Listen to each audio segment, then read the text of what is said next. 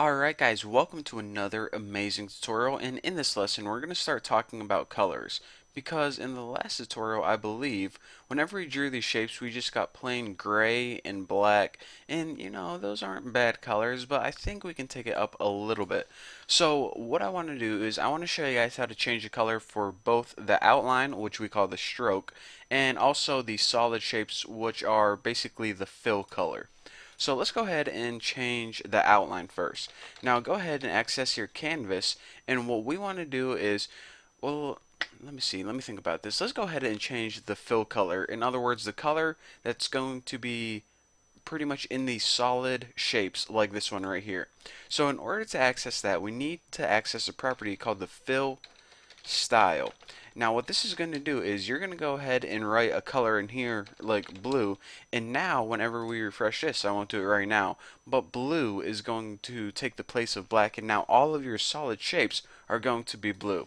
So along those same lines, if we just go ahead and copy this and alter this property slightly, instead of fill style, we also have access to the stroke style. Now the stroke style is basically the color of the outline of your shapes. So whenever you draw a shape like stroke rect, this is going to be the color of that. So we'll just make that one red. So if we go ahead and save this and refresh it, we now get a nice red stroke on our stroke shape and our nice blue fill whenever we made this fill rect right here. So, okay, this is a little bit better than black, but it's not good enough. Not good enough for this tutorial. So what we want to do is we want to go ahead and actually go ahead and delete everything. Let's start fresh. So what we have now is basically a canvas that we're going to draw 2D shapes on. Now we want something a little bit better than just plain Jane colors. So let me move this over so you guys can view a little better because this is going to be good. So what I want to teach you guys how to do is apply a gradient to your colors. So the very first thing we need to do is say, okay, what we want to make is a simple gradient. So it's best to store this in variable, and I'm just going to call it G because if I type out gradient, I'm probably going to have a typo. And now what you need to do is you need to say what kind of gradient you want and where you want it to be. So of course we want it to be on the canvas, and we just want to create a linear, definitely spelled that wrong, linear gradient. I believe that's how you spell it. I'll find out later on if I have some errors. And now, whenever you're making a linear gradient, it takes 4 parameters. The first parameter is the x start value. According to the x value, where do you want it to begin? At 0. We want it to begin in the top left, so I'm just going to put 0, 0 for the top left. And now you need to write, where do you want this gradient to stop? In other words, where a gradient is basically like a fade, one color to another color. So we just say we want this to go from 0, 0 to 100, 100. If we put it like 1,000, 1,000, then it would fade all the way like this. But 100, 100, we're just only going to make shapes in the top left. So our gradient's only going to be 100 by 100, like that.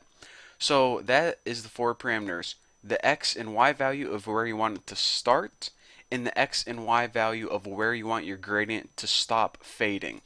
So now what we need to do is we need to say, okay, we got something that fades, but we don't have any colors yet.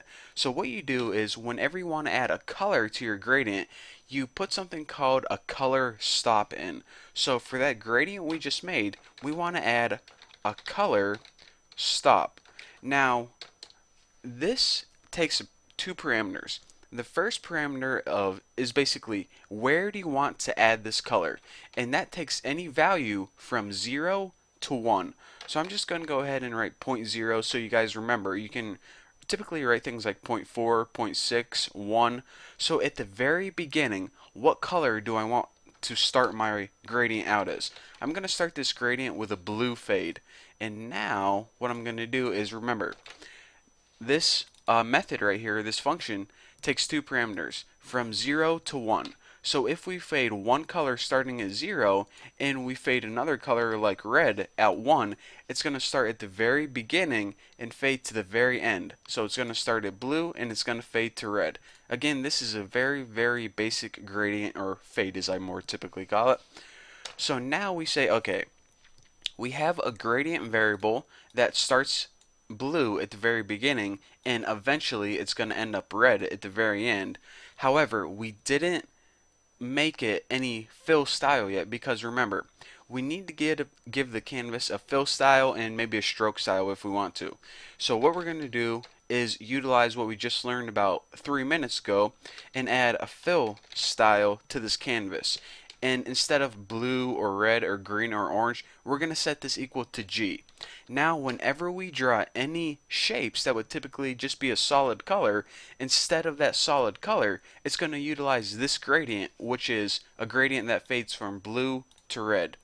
So now the only thing we're missing is, okay, we got a canvas, a gradient, and we're telling it what color to fill shapes. Well, we actually need a shape now. So let's go ahead and hit canvas, and we'll just make a rectangle, simple rectangle. And again, what we need to do is give the start position and the size of that rectangle. And I'm just going to make this, let's just make a basic square. 100 by 100 starts at 0, 0, aka the top left. So now if I go ahead and refresh this, check it out. I got a simple square that starts in the top left, and I made that right here. Starts X position, Y position, and this is the size of it. And basically my gradient at the very beginning at 0, it starts at blue, and at 100%, in other words 1, it goes to red. So if you were to add another color here, let me just go ahead and add something like 0.5 and make it green. Maybe this will demonstrate a little bit better what's going on. We add another color here at 0.5, and just think of these as like percentages. This means 50%. And since our gradient goes from right here to right here, 50% is right around there. So that might be a little easier to see what's going on when they added that green color. It doesn't look the prettiest, but you know, for demonstration purposes, it'll do. So anyways, that's all you get for this tutorial. Thank you guys for watching. Don't forget to subscribe, and I'll see you guys in the next lesson.